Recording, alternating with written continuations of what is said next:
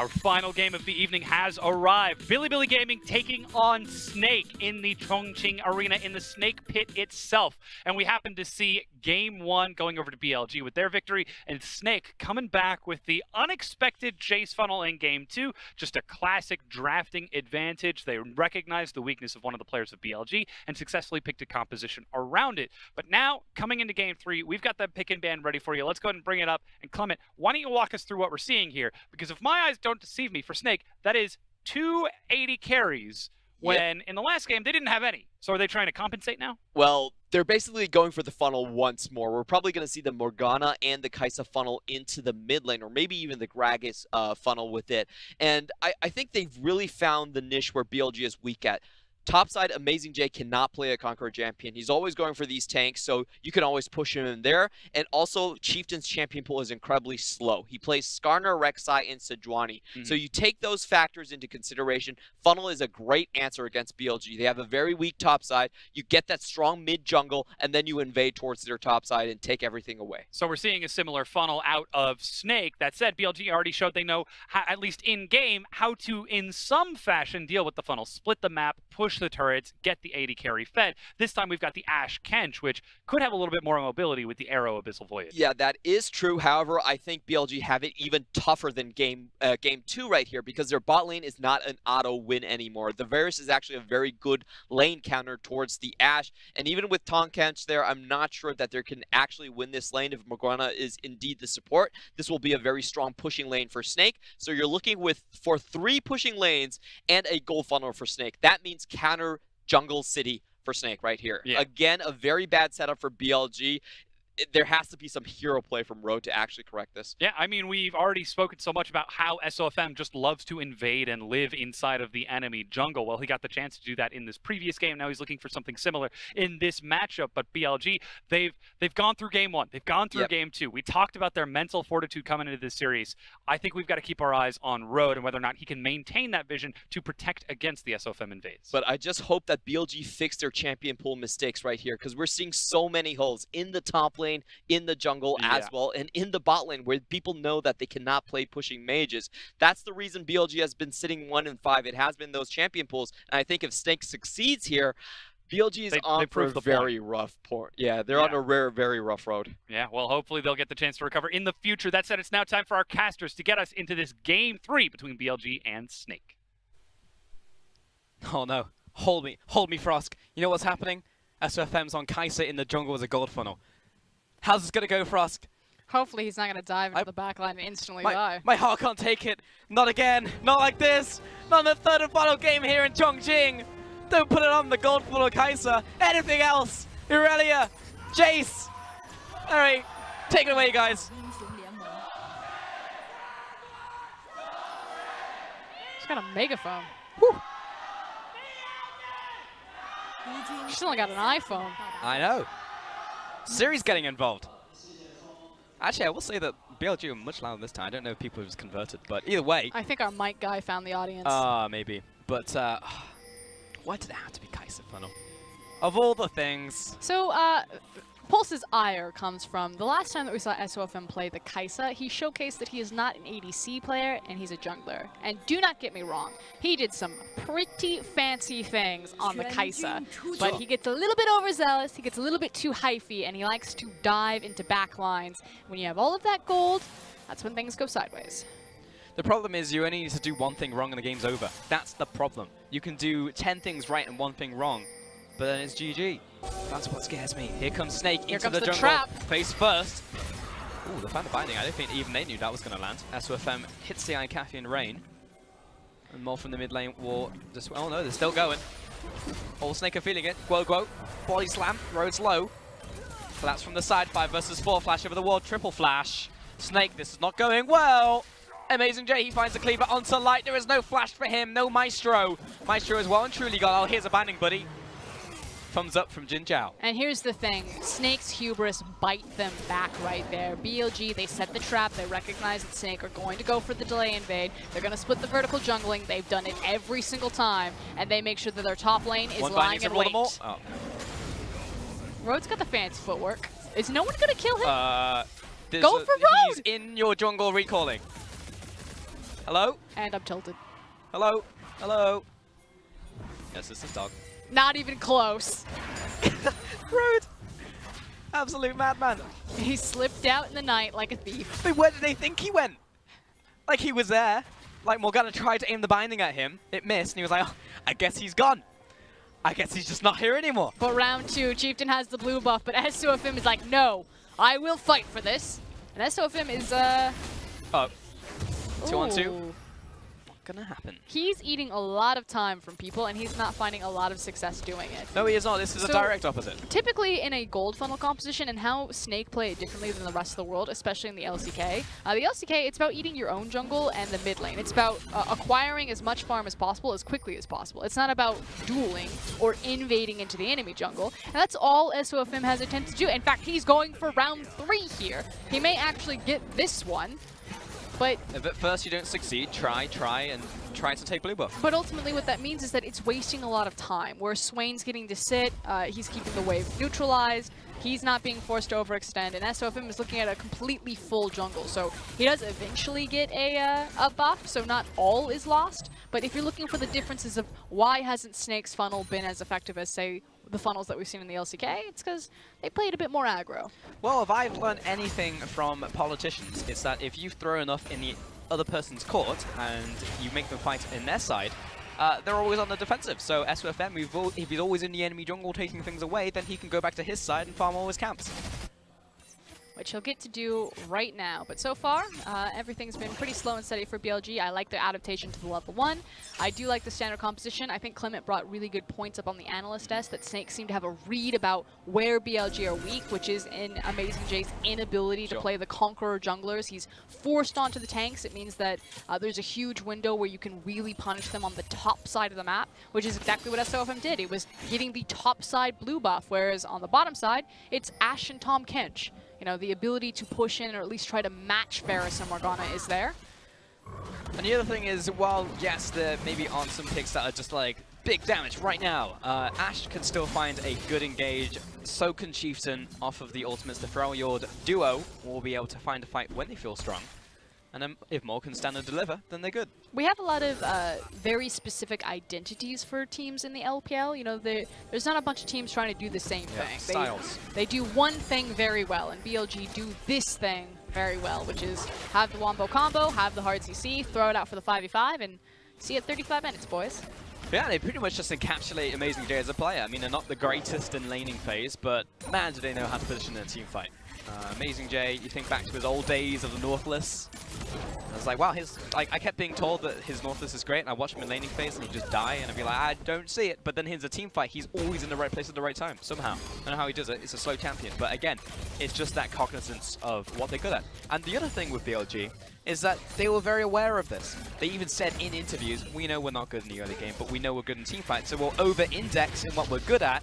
So we'll have a 10 out of a 10 at what we're good at, and maybe like a, you know, a 5 at the laning phase. Not re-rolling that character. No, I mean, it makes sense. I mean, it's actually really cool to see. But then, when we saw Chieftain and Mole come onto the roster, we were like, why were they not running these guys all the way through the split over, like, SKS, Athena in the mid lane? Because they came in, again, as we said, with a splash. Yeah, I think BLG almost, the cross that they died on was really trying to salvage Athena. I think Athena's been struggling in this meta for a very long time. I'm glad to see him take a step back from the roster and some time given to these young players like Chieftain and Mole. Chieftain's doing a bit of double duty here. Yeah, well, you know... Help him out there, Mole. Thank you. Yeah. The other thing is, like, Krabs can't attack back, so, you know, he's just making it fair for him. He's going to choose not to go for the dragon right here. Yeah, I definitely agree. And the other thing for, like, older players is sometimes it's good just to take a step back for a second, you know? You always have those esports retirements, but, like, even hitting the bench and then just crushing some solo queue, finding some time away. Burnout's a very real thing that happens to these players, so... I mean, we talked about it last game, you know, just how young some of these players are and trying to get that experience. And like Clement says, I also appreciate it that when you light a fire under a player and you try to get them to find that hunger again. So maybe that's what Athena needed to return to form. Maybe. Really seen him a little bit, and does look pretty good. He has expanded his champion pool. He's still definitely playing, that's for damn certain. On the opposite side, Snake tried a lot of different things. They opened today with a conventional comp, which is unconventional for Snake. We saw a lot of different things out of SOFM. He was the team player. You would never want a more reliable buddy in the jungle to support you. Or that Jack to the top lane. Ended up losing and he went back to the funnel. So, and it worked out. That's what's the opposite of positive reinforcement? Negative reinforcement. Yes. And here we are in game 3 with Kai'Sa funnel. Level 1 invade goes wrong. It didn't work when I supported you. Now you support me. Yeah, and it worked. So, therefore, game 3 makes sense. Well, it's hard to say no when you have a player as talented as SUFM. That's true. He does do some crazy things in the jungle. I've never seen any man before pull off. And he's starting to open up a sizable CS difference between him and this other mid laner. So about 20 CS in favor. Running through this jungle, he's gone back to, or he stopped invading, although as we'll see for a second buff rotation, if that maybe changes. You can see in response, BLG have a defensive control ward on their own blue buff, so also expecting SOFM to get a bit frisky and making sure that they have the collapse potential there. But otherwise, I think SOFM's learned his lesson. He's just farm the mid lane, retreat back to your own jungle, eat up all of that farm, and then just try to stack up as quickly as possible. And meanwhile, no one has assisted this poor bottom lane, and this is one of the big things that you give up when you have a funnel composition, is the ability to punish forward pushing lanes. Yeah. Big problem. Chieftain is even just hanging around on the bottom side, waiting for Crab, and also here for the bottom lane if they need it. Oh, hello, Gogoro. Level 6 versus level 5, but the advantage goes over to the mid lane, of course, because you have SOFM there, so he's going to stop that one from happening. Mole also low on mana. An 0-2 contest. He'll go back to base, find himself a blasting wand, and also the makings of Rod of Ages got the catalyst too. But both teams are winning here, but in different ways. So Snake are saying this is fine, we've got the funnel going, SOFM is getting all of the gold, all of the crabs, everything that he needs. But BLG are saying, you know, just extend this lane phase. Jin Zhao and Road are winning this naturally. The bottom tower will eventually fall, and Snake really don't have an answer unless they want to walk 4 people down there to deal with it. So I actually think that what should happen is Chieftain should clear the top side of his jungle, and then he should start moseying down bottom and at least just be there for backup support. In fact, actually, never mind. He doesn't need to. That tower's only got like 10 HP left on it. He can hang around top. He can look towards mid lane. Amazing J. He's just trying to force him to use the ultimate. I feel like maybe he could have waited a couple more seconds for the execution's calling to have worn off, but it's not as big as the deals. He'll be back to a pretty healthy state anyways in the top lane. So it's going to be ult for ult, and Flandry will back away right here. Meanwhile, in the mid lane, we're really just also waiting for Mole to hit his initial item, which will be a Rod of Ages. Getting that one to stack early, only going to be good things for BLG, so they can fight earlier into the game. Now, Snake in the bottom side had the assistance coming out of Guo, but unfortunately the tower will still fall to Jin Zhao and Road. I do want to talk about this, though, because something that a lot of teams always forget, and we talk about it all the time, is that Ashe fundamentally changes how your lane assignments work once you drop an unlocker from the bottom lane. Because she has access to the enchanted crystal arrow, she doesn't have to walk top. She can actually just walk mid, especially with Abyssal Voyage, and if that arrow lands on Kai'Sa, suddenly this is a very different snowballed game. In fact, look at where Ashe is walking.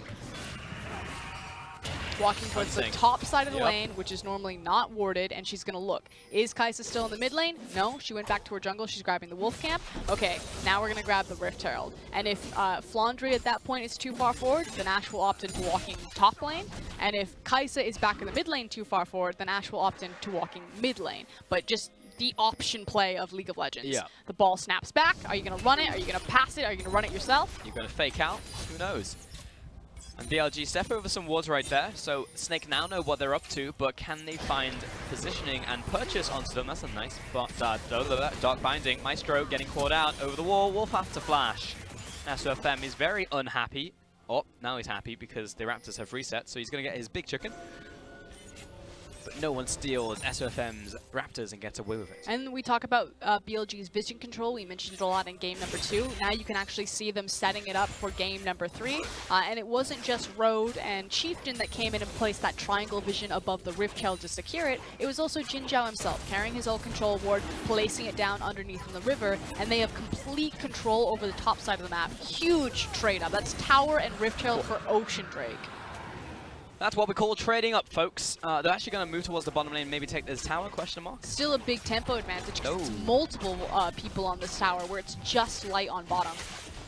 Great. Top tower's going to be falling right here. And we've also got Maestro moving to the bottom lane. Now, in the top side of the map, you were just talking about it. I believe we're calling it fairy light vision. You know, whether you light up the Christmas tree. Fairy lights. Yeah, the fairy lights. Yeah. There's definitely some good old fairy lights here in July. And bottom tower will be traded. So 1-for-1 in towers. But again, tempo to BLG. Chieftain has the Herald in the back pocket, ready to dump it at the earliest convenience. And the play now will be around not just the Herald, but also the Asher. We talked about how Ashe is kind of the option play of League of Legends, that they decided because they had vision on Flandre on the top side, that's where they would send Jin Zhao, since SOFM had disappeared in the Fog of War, wasn't available for an arrow. But after this reset, the Bork's going to be online, the Rod of Ages has now just been completed. BLG should actually just walk up mid. Walk it up mid. That's so nice. I haven't seen in a while. SOFM. There he is. 174 farm to him. 0-0-0. And Blood Razors. I'm sure he's got a lot of gold in his back pocket. I've been seeing him running around with Blood Razors for quite a while. Which means it's a good time to really strike when Kaisa's, doesn't have a lot of items. I think this is actually a really poor back window, and SOFM's being super greedy here across from a team with a Herald. Because he wanted to back, but he wanted to grab one more wave and one more camp because he wants to get something big on his back. And in doing so, there is no one to protect this mid lane tower. And even if he walks to that, what are you going to do? Snake are completely out of position for this. This is a huge blunder. SOFM's the type of guy who really likes bubble wrap. Always one more. Unfortunate. Shelly's going to maybe get a second charge. Yeah, there we go. Bam. Take that one down to half. Big loss there for Snake, and BLG really happy with how this one worked out. They're in the jungle. They're moving their vision from top side to bottom side. See? Look at how they move their control wards. This sounds so fundamental and basic, but so many teams in the LPL don't do this, and it's a signature of BLG. Hello. Arrow. Good black shield. Good stuff from Maestro. The important thing that he didn't freak out when he saw Roe turn the corner, so he still had it for his ally, but there's the follow-up CC onto Light. Mol on the front line, he'll flash away. AJ. Back to his ally, dragging them back into the meat grinder though. Chieftain flashes to the right.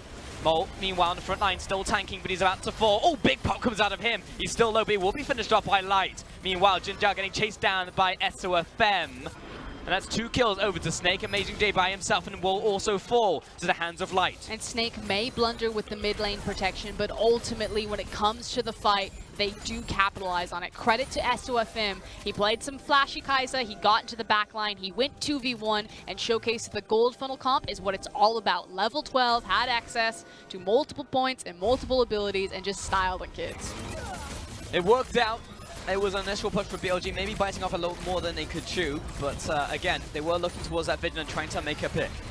And again, so the ultimate throwing out here is a good idea because they know that the black shield's down, but it doesn't connect on SOFM, it just hits Light, and that's where all of the gold is. So SOFM is then going to walk down Road and Jin Zhao and split him from the fight. Ults into the back line, forces Road to flash over the wall, and then the damage is separated from the tank line. AJ was late into the TP. He's got no follow-up damage for all of the damage that he himself is soaking, and BLG just get torn apart.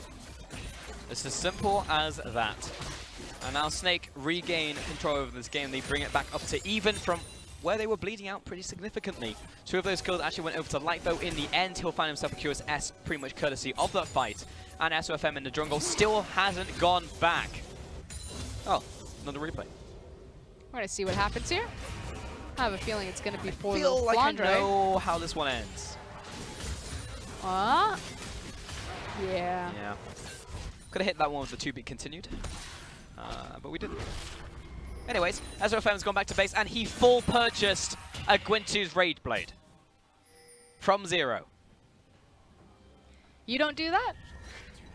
Not often. I wasn't aware that you could buy ingredients for things. Only buy them full. That's the SOFM mantra. It's the only way to play League of Legends. Look at him. He's got the gold over to him. 2,600 gold to himself right now. He's a pretty big Kaiser. Ah, wonderful. What's the third item going to be? I guess that's the question. But then that means that we need to keep track to see where SOFM stacks up or ranks next to some of the great Kaisers that we have in this league. So pay attention to where he's stacking up, what he's hitting in between hitting champions, and how he's able to maintain his damage output in the course of these fights. Yes, indeed. Arrow. Ooh, good dodge from Glogwa. Road is on his way. All right, what's the road test? How are we doing? 0-0-1. He's on the board, He's on the board. which It's means they're on slightly the board. positive. Yep. Which means even. I'm actually surprised he didn't die in that last skirmish that they Do we had. call it the driving test? Because road? Ooh. You've been sitting on that one. No, I haven't. I just made it up. Found like a good idea of flight or...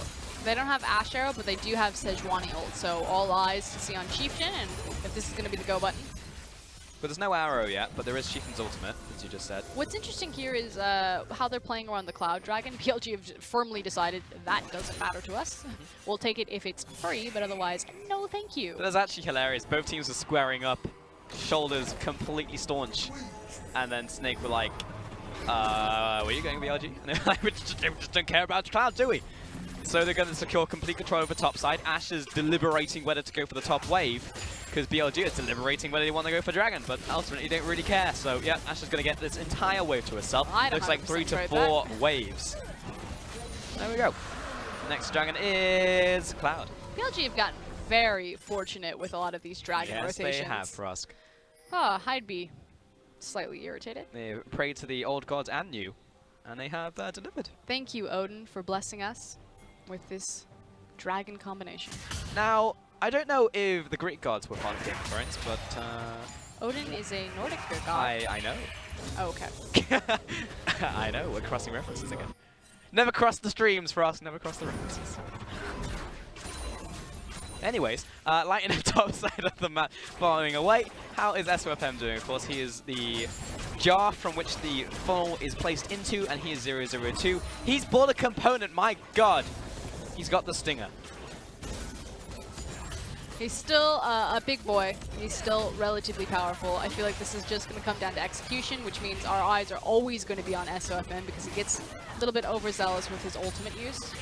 And then for BLG, you're just looking at the Sejuani ultimate as well as the Ash Arrow. BLG in a much better position for Game 3 than Game 1 or 2 this series. I feel like they actually exited lane phase. Oh.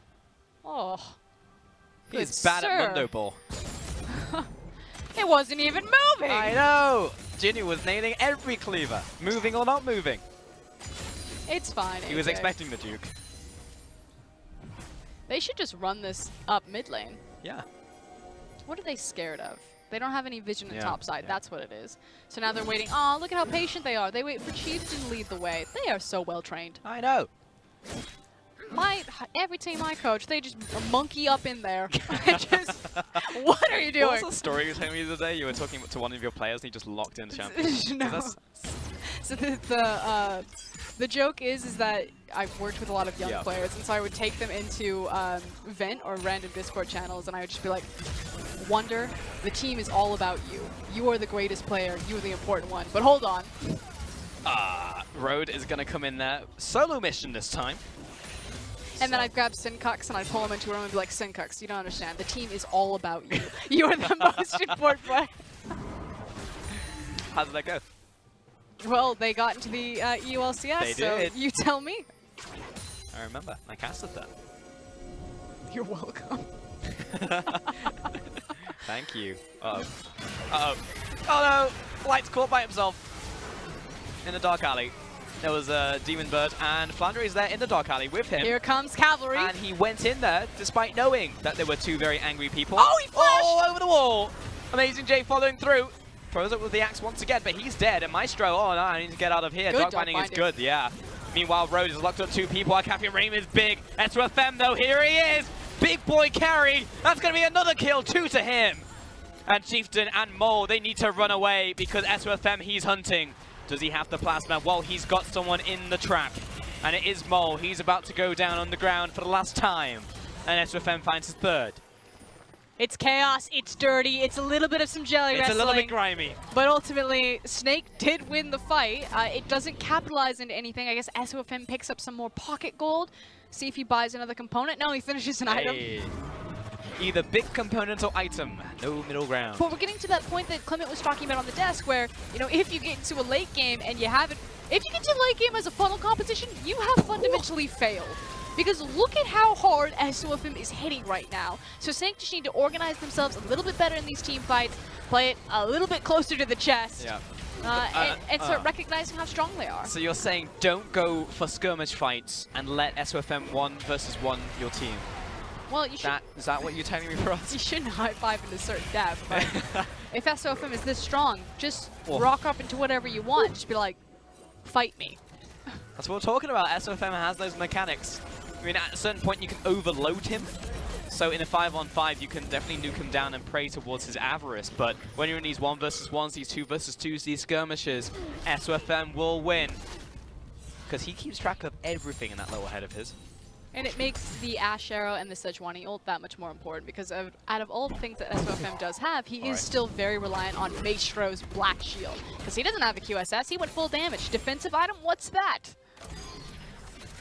Yeah, he's already put down a down payment. He's got 11,000, almost 12,000 gold out of himself. If we're doing the 2v2 matchup, is on 16 to 17,000 gold versus 15 to 16. That is a lot of avocado toast. That is so much avocado toast, you don't even understand. He could buy a house. He could. You buy his family houses. He could do so much right now, but primarily he's going to focus on taking down BLG. And that is what he's doing so far. I want to see BLG in the execution here, as we've been talking about. I think he's going to get his QSS now. There it is. Okay, now things are dire. You got the QSS. And the Black Shield. You got the Black Shield. And the Guo. You need to now layer your CC. Oh, this is... Ruh-roh. Ruh-roh, Raggy. Not great. Don't split up and search for clues. That is the biggest takeaway that I can possibly say for BLG right now. One shot, one opportunity, BLG. You were supposed to be the gods of team fighting. The Cinderella story of the LPL. One shot, more like 3 shots laid correctly on top of SOFM to kill him. Yeah. This is clever. Again, Snake being caught unawares by BLG's superior vision denial. Look at the control that they have over the area. Look at how they've managed to slip into this. There's one blue trinket. They've got the scent. Something is amiss. Yeah, they have indeed caught the scent. Plasma comes out. And Flandre is already on his way. On the way, pings to the top lane. Yes, I know what they're after. Plus Flandre. Well, he really wanted the wave, so he's going to be corralled. Has to be careful here. Yeah, you do not want to engage Yeah, he's our half-health Sejuani into a Darius who has a burst build. Uh-oh, who has he found? Oh, it's Jin Zhao, and it's Road 2-for-1 special. Can I get over the wall? No, I can't. Jin Zhao over the wall. Whoa, what a cast coming in for Guo. SOFM finds the second. Now he's on the wrong side of the wall, though. Is he? Or are they on the wrong side of the wall? I think it's the latter. Yeah, he found Mole. Amazing J backing away, and the rest of the team converges. SOFM, 3 kills. Okay, we need to talk about the sync there of SOFM blast coning over the wall as the cask is in the air. Just beautiful coordination from them.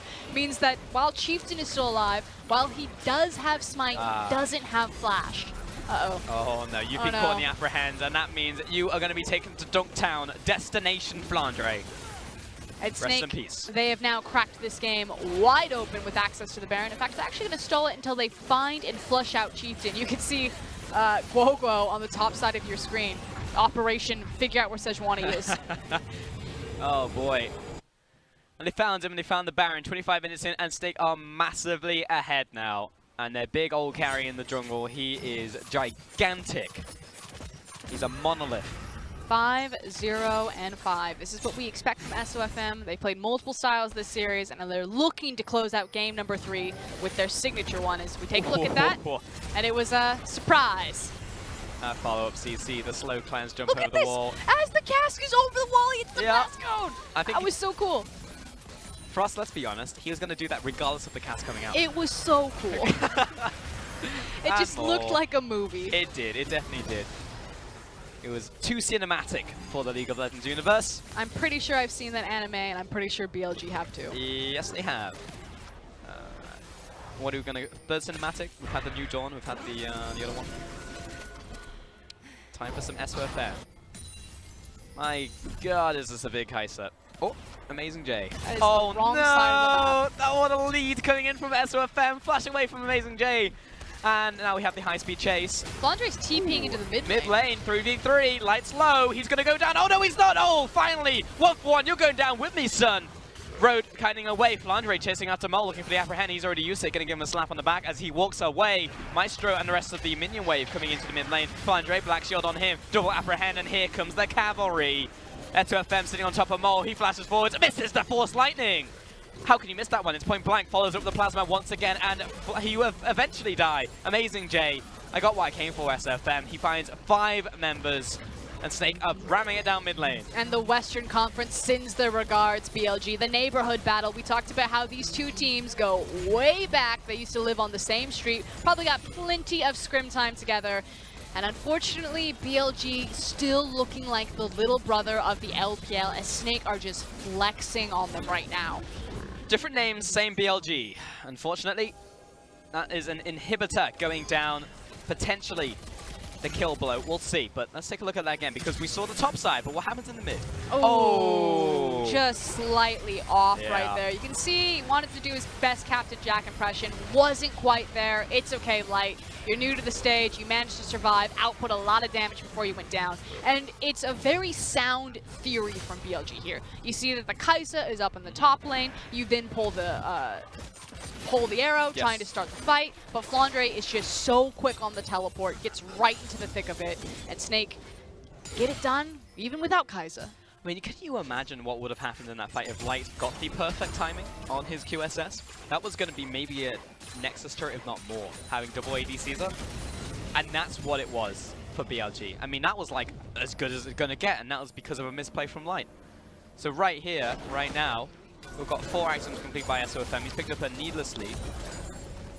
And I don't know how many times we have to say it, but this is a pretty big Kaisa. It's also the fact that they were able to execute on double ADC alongside the final composition, Yep. and having the Morgana. I think really the Morgana was kind of the key here, as well as the Varus. I don't think that works with a lot of different 2v2s to not have access to a ganking jungler. Sure. And not just completely cede all pressure in your lane, which their tower did drop relatively early, but they minimized the damage done. Oh, we're closing in around Flandre in the mid lane. A complete collapse for 4 people, but he's got perfect timing still, and SOFM is in. Nice lockdown, though, comes out of that one with the cleanse. Waits a beat for a second. Meanwhile, Road jumps back in. Uh-oh, it's Darius' he time. dodged the Oh, arrow. no. Here comes SOFM and Darius. They're both hungry for some resets.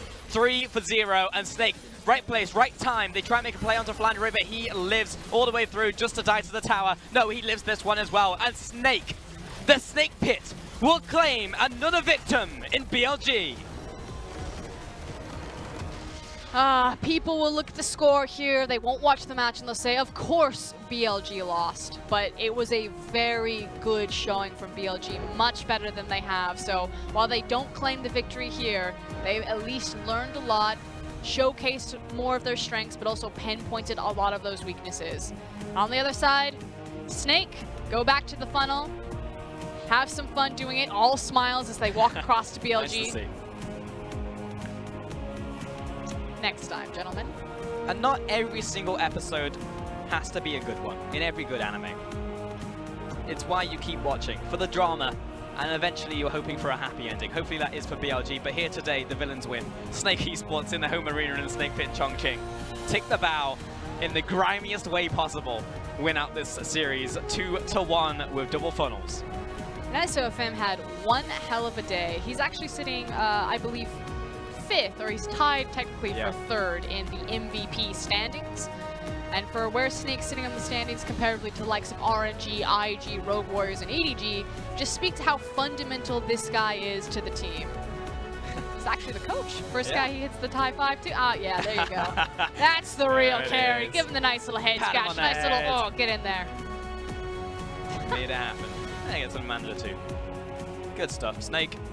And yeah, as you said, they are pretty much in the middle of the standings, but we can see the makings of multiple styles coming out of Snake. They can play it normal, they can play it unconventional, and it all works. Mostly. Mostly. New coach, new Snake, new style. New style of me. That's a lot of damage. That's a lot of damage in the jungle. Almost 30,000. Oh, that's a lot. Now, we're talking about this. I think I was talking to Raz about this. Or was it Clement? It was either Raz or Clement. And we're talking about the percentage damage coming out from the jungle. SOFM had, on average, just in the low 30s as a jungler. And that wasn't even all with ranged AD carries. That was with, like, Irelias and, like, close-range jungle funnels as well. Like, that's insane. And that just pumped up the stats once again. Also, I know SFM is going to give all the credit here, but huge credit to his side lanes. To make the funnel composition work, your side lanes cannot collapse like that. To run the double ADC, not have access to a true ganking jungler. But just well done across the board from Snake to make that strategy work. Yep, the funnel happened. It was a good funnel. It was a good Chinese funnel. And in the end, they'll take the win. Congratulations to Snake. For now, though, we're going to send it back to the analyst desk to close out the day. Thank you so much. Great cast on the day, everyone. And Snake in the Snake Pit. They did it once again, and they did it with a funnel. Novel adaptation. I actually really liked the double AD carry setup, the Varus bottom, because it's saying, okay, well, we're going to take the Kai'Sa jungle. We're going to have weak jungle presence, so that means we need to take a strong bottom lane. Well, you know who's got a great bottom lane? Varus. Varus is good. He can clear waves and push minions, and as long as we don't lose the turret, and we've lost our summoner spells. And now we've lost the turret. It was a good idea. Don't fault them for that. The concept was great. So Snakes, traditionally, they would run double supports into the bot lane as well, just for the side lane push. But against BLG, who don't run any mages, or haven't been successful running mages, I think the Varus is a great pick. So conceptually, I think Snake 100% won the draft. Yeah. They had 3 pushing lanes. They had the gold funnel composition. It was absolutely great. What they failed at was the level 1 execution, because BLG had a great answer. Amazing J came down from the top lane, and they got both summoners and a kill onto the bot lane. So that pushing lane of Morgana and Varus was nowhere to be seen. They actually lost their tower very early on, and things were looking so dicey on Snake's part. And then you saw the mid game. I believe it was Frost saying that BLG took the clever option play with the Ashe. Take the turret, complete recall, and then disappear from the map. If that arrow hits Kai'Sa, if that arrow hits Gragas, then suddenly Tahm Kench just carries the Ashe there and they pick up the kill off the back of it.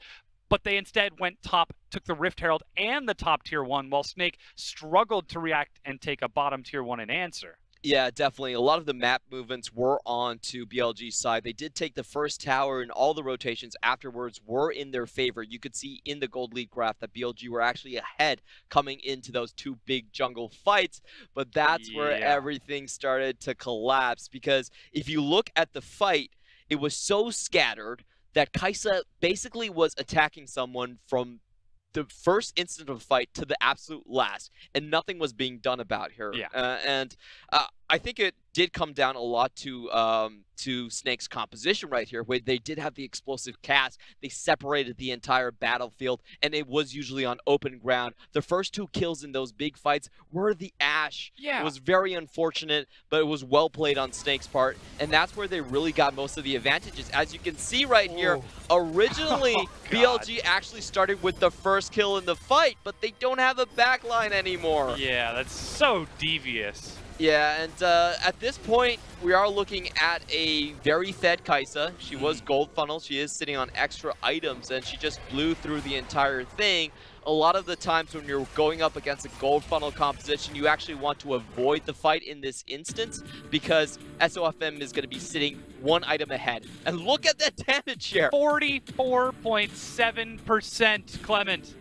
8, 0, and 7 on the Kai'Sa. Now, I'm the first person to hop on board the Kai'Sa train, but even that's kind of gross. That's absolutely disgusting, and Snake are showing us that they always have this strategy in their back pocket. They can fall back onto it if the ban pick allows them to go onto this, or else they could just play standard. So this is great adaptation coming out from Snake. We're seeing a bit of the traditional style. We're seeing a bit of the Flandre carry in the top lane, and then we're seeing that they still have the SOF. So then I want to turn this into a larger conversation about the prospects of Snake moving forward. They've now taken 2 wins in cross-conference, one with their traditional AD carry style, one with the double funnel victory over BLG. Is this just a conference difference between the two, where we're seeing them play against lower tier teams, or is Snake actually showing us some growth in these games? I think Snake is actually doing quite well. They are showing growth in their individual mechanics and their understanding of the gold funneling. It's not 100%. I still think they lose out on a lot of mid-game map movements, and I think the real test is going to be when they move into the top and middle parts of the Eastern Conference. Remember, the Eastern Conference is the stronger conference, and they still have 3 teams in the top, Jingdong, RNG, and Invictus Gaming, who only have 1 loss. So those are going to be the big tests right there. I do want to turn a little bit of attention to BLG, though, because I want to say size does matter, and you cannot have 3 positions on your team with champion pools that are very lacking in a certain aspect. You could see what Snake was doing right here. They understood that you're going to have a weak top side. No question. You're going to have a weak jungle. So it's very easy to just run in with a gold funnel. And conceptually, I felt like Snake won out 100% against BLG. And I really want to see some new things from BLG. They're a team that doesn't really adapt well. They have champion pool issues. They don't have a really strong laning phase. But if this goes on, it's like another Athena situation. You can't survive on this. So BLG, they have to do better. Yeah, I mean, there's hoping for a lot of growth for this team. They've always been the miracle makers, pulling out these late-game victories. We talk about the mental fortitude, but just didn't quite work out for them this time around. Hopefully, they'll get the chance to take some more wins as the split goes on. But that said, let's take a look at the standings and see where it all shakes out after today's game. Snake, with their victory, find themselves at 5-3 in 3rd place in the conference, quickly leapfrogging TOP and OMG, whom they were tied with just a few days ago. Yep, and they're quickly finding themselves some more victories for the Western Conference. Not doing so hot before today. On the other hand, we do have LGD finally picking up their first cross-conference win ever for this year. Of the year, Yeah, of the year. So big props to them, and we're still looking at those big matchups from the top side of the Western Conference. All 3 teams, JD, IG, and RNG, still only at 1 loss. A lot of interesting, intense games coming from them. And we've already gotten to see one of those amazing matches. Just yesterday, RNG played EDG. We're still looking for all of the rest of those wonderful combinations to see how those teams actually match up against each other. That being said, though, the LPL is not done. Even though the broadcast won't be happening tomorrow on that Tuesday and Wednesday for the English broadcast, you can still catch it on all of our Chinese sides. That's going to be on douyu.com and Panda, and I believe you can also find it on lpl.qq.com. That's Vici versus EDG, and JD is taking on FPX just after. Yeah, a lot of eyes are going to be going towards that JD versus FPX matchup, where Yagao, who's been having an absolute blast currently, the Echo, the Yasuo, just so many good plays coming out for him against FPX Cool, which is, of course, their core player in the mid lane, household name, long-term veteran. So that new and old matchup is going to be very spicy. Yeah, and of course the LPL will also be back on Friday with the English broadcast. We'll be coming at you with JD versus Rogue Warriors when the English broadcast returns. So another chance to see Yagao and Zoom return to the Rift. And then just after that, RNG will make their return. They've been playing without Uzi. Will they still be able to take wins against a team like FPX? Yeah, and I just want to know which lineup they actually field, because they're currently going with the roster of double 8. Top, double jungle. Yeah, and it's just so good. We haven't even seen Abel yet, and the big question for them is, can they repeat their success last split where they went 7-0 against the Western Conference? And of course, we get the true test between JD and Rogue Warriors. Doinby gets to prove whether or not his team deserves to be at the top of the conference, if the West truly can challenge the East, or whether or not JD are actually that superior. Yeah, I want to see Doinby's champion pool, because I think he's actually gone off the far end. We haven't actually seen him play a mage. A standard mage, in a long time. I'm not even sure he knows how to. So that's going to be the big test for him against Yagao. Yeah, so often we hear about him saying, oh, I spend 16, 17 hours a day practicing different champions, and sometimes you get a little flame doing it, but then sometimes you get Kled mid and win Rift rivals. And the world is blowing up with Kled mids. I'm so happy as a Kled main. It's charge every day, and I feel vindicated by playing that champion. The big question is, what's next for him? That said, though, that's going to do it for us. So thank you so much for watching, everyone. On behalf of myself, my analysts, our casters, and the whole production crew, thank you for watching, and we'll see you on Friday with more LPL English action.